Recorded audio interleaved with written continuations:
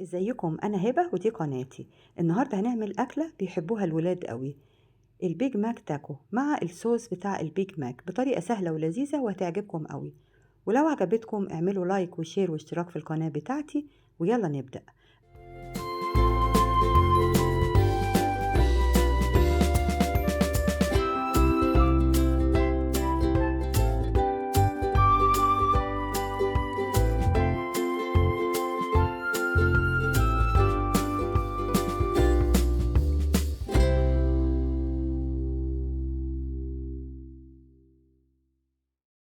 اولا لصوص البيج ماك محتاجة كوباية الا ربع مايونيز، معلقتين مستردة، 3 معالق كاتشب، 3 معالق كبار خيار مخلل متقطع مكعبات صغيرة خالص، ومعلقتين من المية بتاعة المخلل. هنتبل بقى الصوص بتاعنا بمعلقة صغيرة بابريكا، ومعلقة صغيرة توم باودر، ومعلقة صغيرة بصل باودر، ومعلقة صغيرة شطة. دي اختياري، لو تحبي الصوص يبقى سبايسي، مش عايزاه سبايسي بلاش الشطة. هنقلب بقى كل المكونات مع بعض كده كويس، وبعدين ندخلها التلاجة دلوقتي.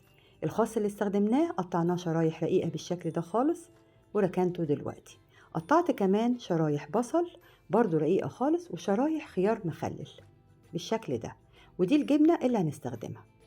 اللحمة اللي هنستخدمها عملتها كور، كل كورة حوالي 100 جرام، يعني الكيلو هيعمل معاكي 10. ودخلتها التلاجة نص ساعة كده تتماسك.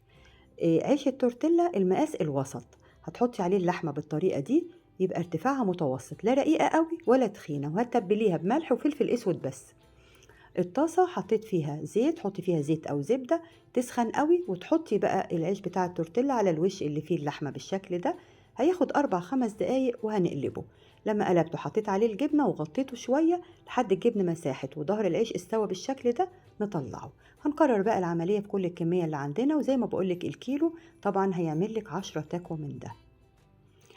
عملته بقى الأول كده، وبعدين بدأت أكمل بقى. حطيت معلقة كبيرة من الصوص بتاعنا اللي عملناه، وحبة خس، وترانشتين بصل، وترانشتين خيار مخلل، وتقفلي التاكو بالشكل ده.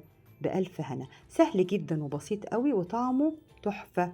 وزي ما بقولك هو من الأكلات اللي بيحبوها أولادنا قوي، بدل ما يشتروها من بره، لا هو كده في البيت طبعا أحسن وأنضف وأطعم بكتير قوي قوي، هيعجبكم قوي. ولو عجبك اعملي لايك وشير واشتراك في القناة بتاعتي، وباي باي.